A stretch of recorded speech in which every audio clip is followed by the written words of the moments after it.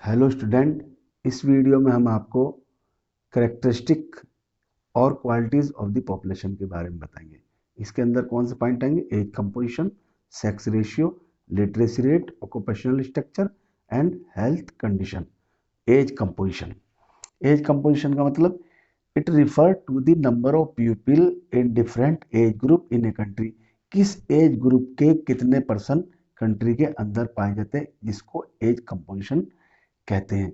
एक पर्सन की जो एज होती है वो इन्फ्लुएंस करती है जिस भी परसेंटेज के जो पॉपुलेशन पाई जाती है कि उसको व्हाट ही नीड, उसको क्या चाहिए, उसको क्या खरीद सकता है, बाई डज कर सकता है, उसकी कैपेसिटी क्या करने की है। तो पॉपुलेशन के उसके किस एज ग्रुप का है उसी से डिसाइड होता है कि उसको क्या चाहिए। The population of nation is generally group into the three broad category. इनको तीन पार्ट में डिवाइड कर सकते हैं। Children less than 15 years, working age 15 to 59 years, aged more than 59 years. तीन ग्रुप में इसमें डिवाइड कर सकते हैं। तो children generally below 15 years, they are economically unproductive. ये सब काम वगैरह बच्चे तो काम करते नहीं। And need to be provided with food, उनको फूड भी चाहिए चिल्ड्रन को, और आपका क्लॉथ भी चाहिए, एजुकेशन भी चाहिए, मेडिकल केयर भी सब चाहिए इन चिल्ड्रन को। जो लेस देन 15 ईयर्स है उनको सब चीज़ें चाहिए। और वर्किंग एज, ये लोग काम करते हैं 15 टू 59 ईयर्स वाले, ये सब वर्किंग एज ग्रुप में आते हैं। दे आर इकोनॉमिकली प्रोडक्टिव, ये काम करते हैं तो प्रोडक्टिव होते हैं। और बायोलॉजिकली भी होते हैं कि रिप्रोडक्टिव कर सकते हैं, ये बच्चे भी हो सकते हैं। दे कंप्रोमाइज द वर्किंग पॉपुलेशन, ये सबसे ज़्यादा वर्किंग पॉपुलेशन होती है और यही मेन पॉपुलेशन कंट्री की होती है जो वर्किंग होती है। उसके बाद आते हैं aged. Aged more than 59 years के जो एज होते हैं वो एजड में आते हैं। They can be economically productive, ये प्रोडक्टिव तो हो सकते हैं। दो दे में भी रिटायर्ड, गवर्नमेंट रिटायर कर देती है जब 60 ईयर्स के हो जाते हैं, रिटायर कर सकते हैं। ये प्रोडक्टिव होते हैं मगर ये रिटायर हो जाते हैं। दे में भी वर्किंग वॉलंटरी, वॉलंटरी अगर वो चाहें अपनी इच्छा से काम करना चाहे तो कर सकते हैं, मगर they are not available for employment through requirement. उनको नई नौकरी, ये नई वैकेंसी, ये नई सर्विस नहीं दी जा सकती। वो अपनी मर्जी से करना चाहे तो कर सकते हैं। The percentage of children, children की परसेंटेज और एजड की परसेंट, ये सब के सब डिपेंड होते हैं किस पे? Working age. क्योंकि दीज ग्रुप, चिल्ड्रन और एजड ग्रुप, ये दोनों जो है आर नॉट प्रोडक्टिव। उसके बाद आता है आपका सेक्स रेशियो। सेक्स रेशियो में क्या होता है? नंबर और फीमेल के बीच का जो रेशियो होता है उसे सेक्स रेशियो कहते हैं। It refer to the number of the female per 1000 mail. Population की जो 1000 पॉपुलेशन पे जितनी फीमेल आती है उसको सेक्स रेशियो कहते हैं। अब this information is important indicator to measure the extent of equality between the male और female in a society at a given time। ये इससे पता लग जाता है अगर फीमेल किसी कंट्री में ज़्यादा हैं तो उससे पता लगता है कि वहाँ से कितनी लिबर्टी है, कितना डेवलपमेंट है। जो डेवलप कंट्रीज होते हैं उनमें सेक्स रेशियो हायर होता है, मतलब फीमेल ज़्यादा होती है 1000 पर्सन पर, तो इसलिए वहाँ की जो क्वालिटी जो है पता लगती है, सोसाइटी कैसी है उसको सबको जानकारी मिलती है। और इंडिया के अंदर अगर स्टेट वाइज भी देखें या पूरे कंट्री में देखें तो अलग अलग सेक्स रेशियो पाया जाता है। तो ऑलवेज रिमेन अनफेवरेबल, हमारे कंट्री में तो अनफेवरेबल है, वो जो आपका फीमेल है वो कम पाई जाती है। 1000 मेल पर फीमेल हमारे कंट्री के अंदर कम पाई जाती है। इंडिया में 1951 में 946 वन फीमेल 1000 मेल पे थी। और 2001 में जो आपकी सेक्स रेशियो जो काउंट हुआ 933 फीमेल पर 1000, 1000 मेल पर 933 फीमेल आई। मगर अगर हम देखें स्टेट वाइज तो और भी ज़्यादा। अब दिल्ली में देखें, यहाँ देखें तो यहाँ से तो 821 फीमेल आती है कितने पे? 1000 मेल पर। और हरियाणा में, इसमें हरियाणा में देखें तो 861 फीमेल पर 1000 पे। मगर केरला और पांडिचेरी, ये आपका केरला और पांडिचेरी, इनके अंदर जो है 1000 मेल पर 1058 फीमेल आती है केरला में। और पांडिचेरी में आपके 1000 मेल पर 1001 आती हैं, तो ये स्टेट डेवलप हैं। उसके बाद आता है लिटरेसी रेट। लिटरेसी रेट तो आपको जानते हैं किसी भी कंट्री के डेवलपमेंट के लिए बहुत ज़रूरी है। It is a very important quality of the population, क्योंकि जो भी वो होता है, only an inform and educated citizen, educated अगर सिटीजन होता है, जानकारी वाला होता है, कैन मेक इंटेलिजेंट चॉइस भी कर सकता है वो, और अंडरटेक रिसर्च और डेवलपमेंट प्रोजेक्ट ले सकता है। और किसी कंट्री के डेवलपमेंट में लिटरेट और लिटरेसी का बहुत बड़ा हाथ होता है। अब जहाँ लो लेवल ऑफ लिटरेसी होती है, वो सीरियस ऑब्स्टिकल, वो रुकावट पैदा करती है इकोनॉमिक डेवलपमेंट में।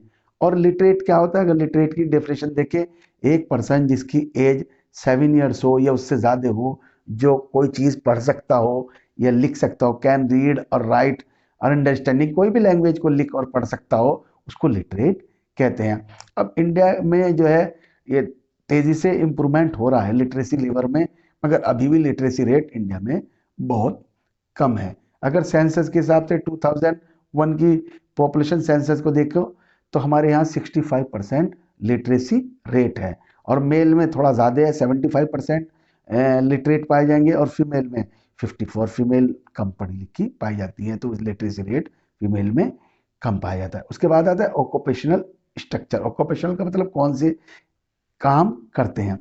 तो the distribution of population according to the different type of occupation is referred to the occupational structure. Distribution जो टोटल पॉपुलेशन है वो different type of the sector में काम करती है, और वो उसी को जो है ऑक्यूपेशनल स्ट्रक्चर कहते हैं। और बहुत वैरायटी ऑफ ऑक्यूपेशन हमारे कंट्री में, तो बहुत सारे काम पाए जाते हैं, बहुत वैरायटी पाई जाती है। तो ऑक्यूपेशन को हम 3 पार्ट में डिवाइड कर सकते हैं, प्राइमरी, सेकेंडरी, टर्शरी एक्टिविटीज में। प्राइमरी प्राइमरी एक्टिविटीज कौन सी आएगी, आपका एग्रीकल्चर है, जैसे एनिमल हस्बेंड्री है, पशुपालन जिसे कहते हैं, फॉरेस्ट्री है, और फिशिंग है, माइनिंग है, कोयरिंग है, ये सब के सब प्राइमरी एक्टिविटीज में आते हैं। और सेकेंडरी एक्टिविटीज में कौन कौन से आते हैं, आपके मैन्युफैक्चरिंग, जैसे इंडस्ट्री में काम करते हैं लोग, बिल्डिंग में काम करते हैं, कंस्ट्रक्शन वर्क में काम करते हैं, ये सब के सब आपका सेकेंडरी में आएंगे। और टर्शरी के अंदर जो आते हैं आपका ट्रांसपोर्ट, कम्युनिकेशन, कॉमर्स, एडमिनिस्ट्रेशन, जो भी सर्विस प्रोवाइडर होते हैं, टीचर हैं, डॉक्टर हैं, सब टर्शरी एक्टिविटीज़ में आते हैं। तो हमारे कंट्रीज में तो ज़्यादातर प्राइमरी लेवल में होते हैं। तो डेवलप नेशन में जो ज़्यादातर पॉपुलेशन पाई जाती है वो सेकेंडरी और टर्शरी एक्टिविटीज़ में पाई जाती है।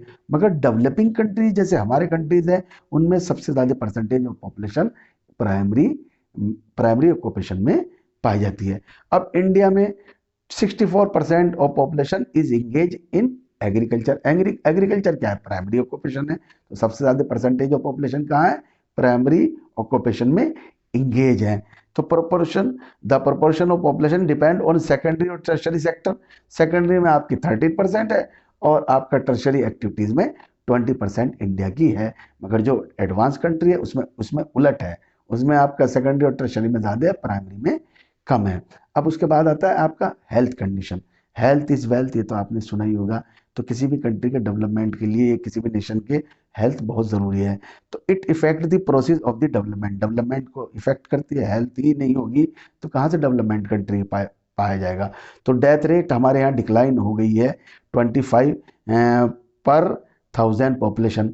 जो 1000 पॉपुलेशन पे, 1000 पॉपुलेशन पे 25 जो डेथ होती थी, नंबर ऑफ डेथ 1951 में, आज वो 8 पर्सन पर 1000 पे हो गई। 2001 के हिसाब से कैलकुलेशन से कितना कम हो गया है। और लाइफ एक्सपेक्टेंसी भी बढ़ गई है। Birth rate has increase. जो 36 ईयर्स लाइफ एक्सपेक्टेंसी थी, मतलब इतने टाइम तक के ज़्यादातर लोग जीवित रहते थे, आज 64 ईयर्स में बढ़ गया है। तो ये सब क्या हुआ, ये डेवलपमेंट हुआ, substantial improvement in the result of manufacture, improvement health में हुआ, मेडिकल में हुआ, और बहुत सारे डिजीज़ को रोका। Prevention of the infectious disease, जो फैलने वाले कम्युनिकेबल डिजीज थे जो फैलते थे, उनको रोका गया। और मॉडर्न टेक्नोलॉजी आ गई, डायग्नोसिस आ गई, और बड़ी बड़ी बीमारियों का इलाज होने लग गया, और मेडिकल फैसिलिटीज़ और बहुत बड़े बड़े हॉस्पिटल बनने लग गए, और डेवलपमेंट हो रहा है, और अच्छे अच्छे डॉक्टर भी इंडिया में पाए जाते हैं। उसकी वजह से ये सब हुआ है। मगर despite considerable achievement, per capita calorie consumption बहुत कम है, अभी भी इतना लोगों को खाने को नहीं मिलता, बहुत ही कम है। समझे, जितना उनको रिकमेंड किया जाता है उससे भी कम बहुत सारे लोगों को अभी भी खाने को, लड़कों को, लड़कियों को मिलता है। उससे large effect a very large percentage of population, बहुत बड़ी पॉपुलेशन को एक बहुत ही बड़ी समस्या का सामना करना पड़ता है। ना तो उन्हें सेफ ड्रिंकिंग वाटर मिलता, ना उन्हें बेसिक सैनिटेशन अम्यूनिटीज मिलती। ये बहुत ही कम पॉपुलेशन को पाई जाती है, 1/3 ऑफ दी रूरल पॉपुलेशन को ही सब मिलता है। ज़्यादातर लोगों को कोई भी ना तो सेफ ड्रिंकिंग वाटर, ना बेसिक एम्यूनिटीज, कोई भी फैसिलिटीज नहीं मिल रही। वो बहुत ही बड़ी प्रॉब्लम फेस कर रहे हैं। और हेल्थ जो है आपका, मेडिकल फैसिलिटीज भी सब लोगों को नहीं मिल रही है, कुछ ही लोगों को मिल रही है। तो इस वजह से बहुत बड़ी प्रॉब्लम भी आ रही है।